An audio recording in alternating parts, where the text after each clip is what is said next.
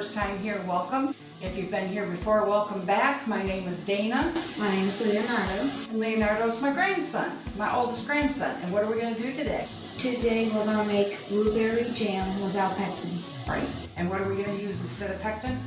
Lemon juice. Use pectin if you want to. The same recipe can be used with powdered boxed pectin like Sure-Gel. You could also use Pomona Universal Pectin, and that is the two-part pectin that uses the liquid form of calcium and then a powdered form of pectin that comes together in the box, and there's directions on how you do that. But that's one way to make it with less sugar, and it's the only pectin that you can use to make your jam with no sugar. So you can literally go down to 3/4 of a cup of sugar if you use Pomona pectin. But when we're using lemon juice or regular pectin, it takes more sugar because the sugar is what's going to set your gel, your jam or your jelly. With Pomona pectin, you don't have to wait for a gel point. It will be gelled. Even without any sugar in it, you could use other sweeteners if you want to make a sugar-free or an alternative sweetener. But that's a different story because today we're going to use our sugar in our lemon juice. So how many cups of blueberries did you measure into here, Leonardo? 6. 6? We're going to start out with 6 cups of blueberries.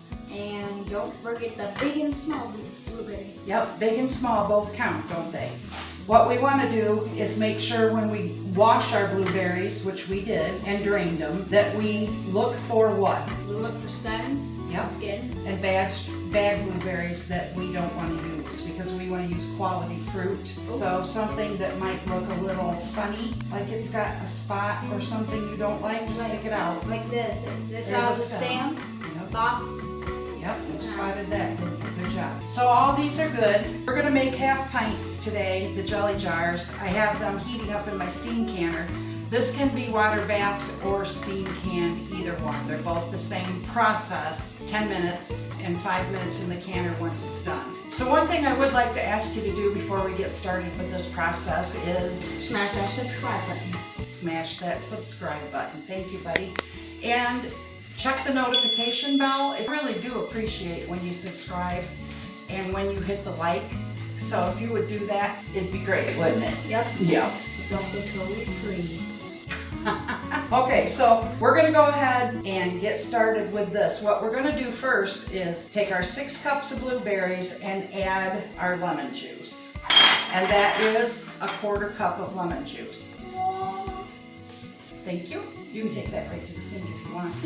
Now we're going to take our jam pan, which is this is a very heavy bottomed pan. I thought it was like a 1/4 inch thick or 3/4 inch thick, but actually it's more like an inch, maybe even more thick. It's heavy and it's made of stainless steel. So we brought it over to the stove with just the blueberries, lemon juice, and it's going to make its own juice here. But in the meantime, I'm just going to heat it on like a medium heat until the blueberries start releasing some of the juice on their own. And when they do that, then Leonardo's going to come over here and carefully smash them with a potato masher to help them release the juice. But in the meantime, we're just going to kind of stand here for a couple minutes, wait for them to juice up, and then we'll go back to the island. Okay, Leonardo's been stirring this pot for about 5 minutes. What's happening, Leonardo? So the heat of the oven is making the blueberries pop, and once they pop, they let out juice. Yeah. And the juice boils, making it even hotter, so more blueberries stop popping. Okay, so I'm going to turn the stove up a little bit more, again, to get a few more of them popping, and then we'll check back. Okay. We're ready to smash with the potato smasher and get more juice out of there. Go ahead. Now what you want to do is this. Oh wow, look at that coating. The coloring is pretty, and that's what stains. Now be real careful when you smash them that you don't let the liquids splash up. Let Mimi do a little bit of smashing for you too. Smash, smash, smash. And I don't want you to get any juice splashed back up on you, but you did a great job. Now it just looks like a soup. It does.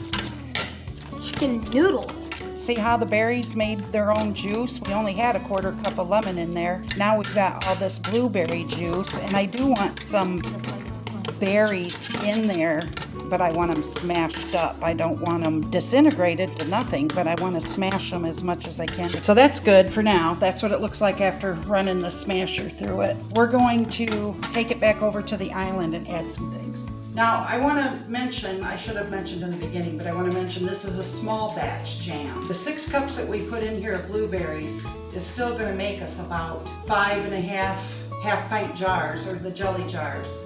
This is also a special jam because we're going to add cloves and cinnamon, and we're going to cut a vanilla bean and add vanilla. There's only so much we're going to put in here though. It's a very small amount. It's not going to overpower the jam at all. It's very delicious. It's just a flavor in the background. It's not going to take it over and make it super spicy.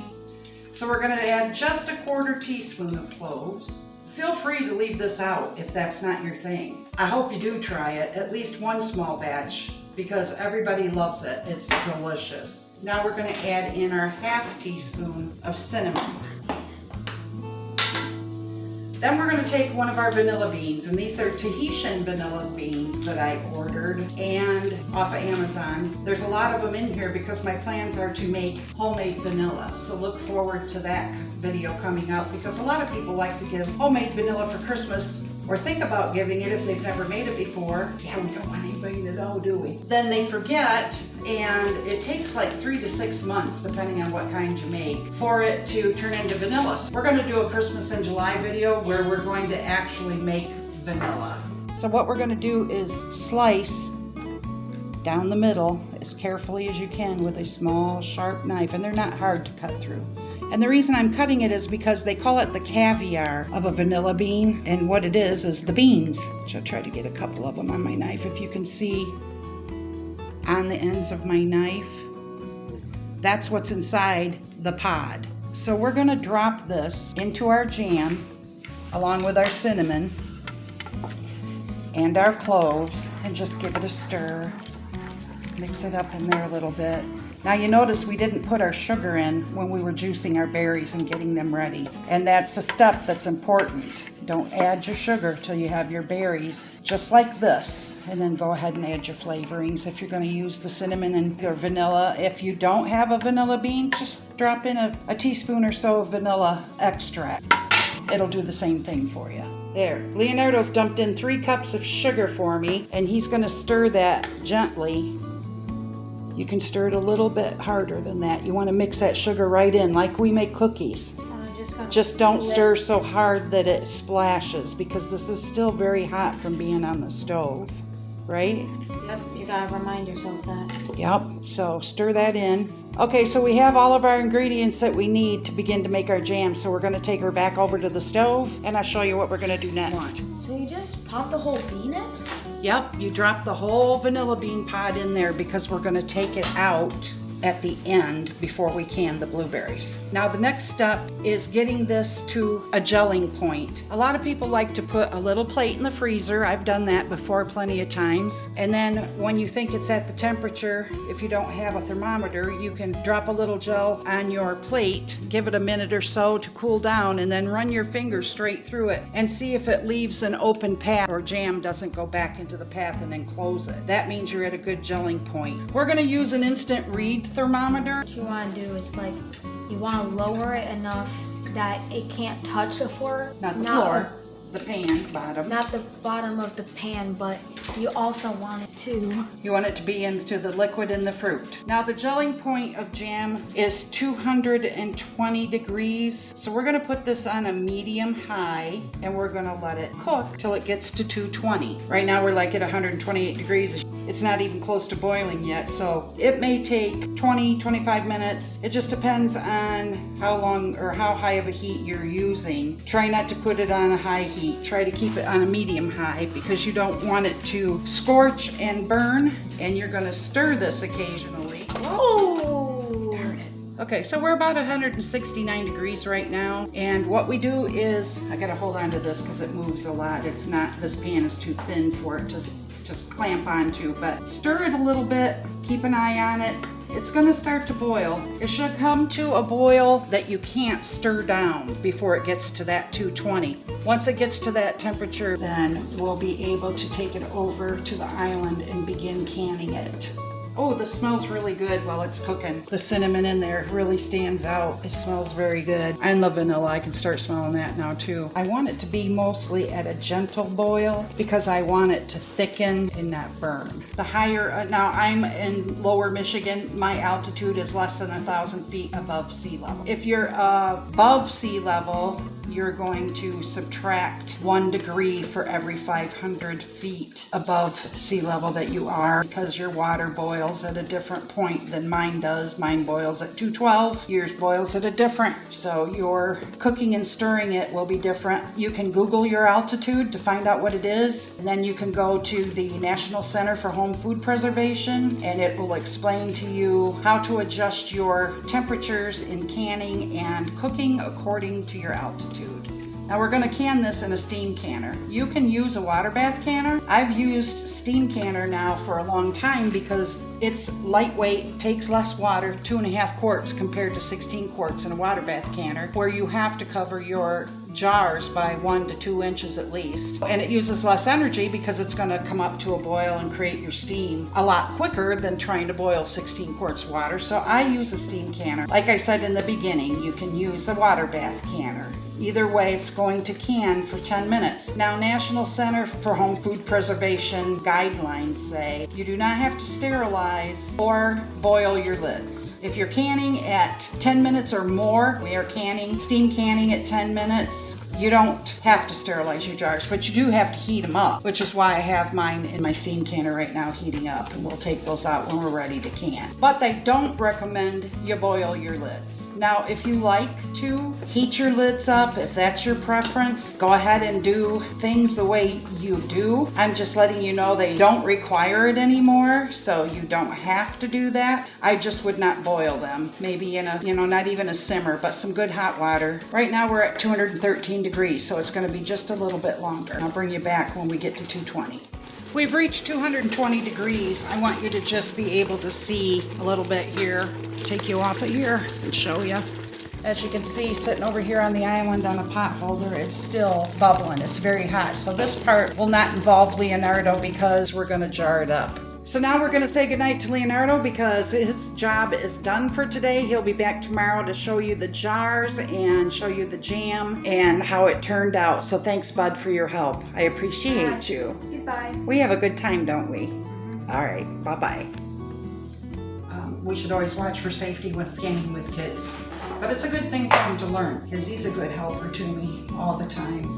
So this will be a skill he might be able to carry with him the rest of his life, I hope. And now we're going to get ready and can. I have everything out of the canner. So we're going to start out with our luscious blueberries. Looking for that vanilla bean while I'm canning, but oh my gosh, the smell of this is something. And just the addition of a little bit of cinnamon and cloves in the background and that vanilla will make this not just your ordinary blueberry. Really find you enjoy this. I know I do. It's tasty. Now we're looking for 1/4 inch of headspace right around it. I have my white vinegar. I know some people use just plain water, but this is white vinegar, and I'm just going to go around the rim of that jar and take all that off because you don't want that between your jar rim and seal. It can cause it to have a failed seal. Now I washed and dried my lids and rings, so I'm going to go ahead and put that on my jar. Got a 1/4 inch headspace, like I said. Fingertip tight. Don't do it too tight. Gotta let that air escape out of the jar. Oh, there's the vanilla bean. And then we're going to go around that rim. Take off all that sugar, blueberry skins, everything off of there.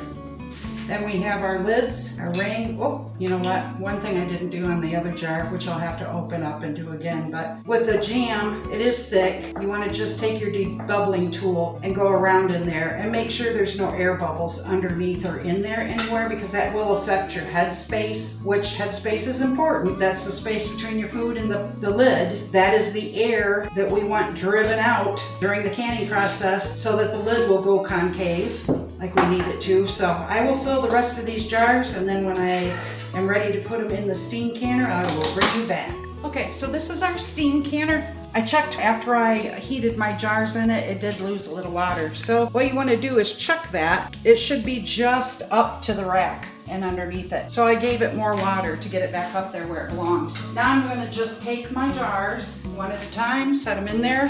What I ended up with was 4 half pints. Like I said, it's a small batch. And we're going to go ahead and put them all in here, put our lid on, and turn it up. So it's just about 180 degrees. It's not simmering, but it's hot. Check the back of your steam can or lid. There's the hole, if you can see that. That goes toward the back of the stove.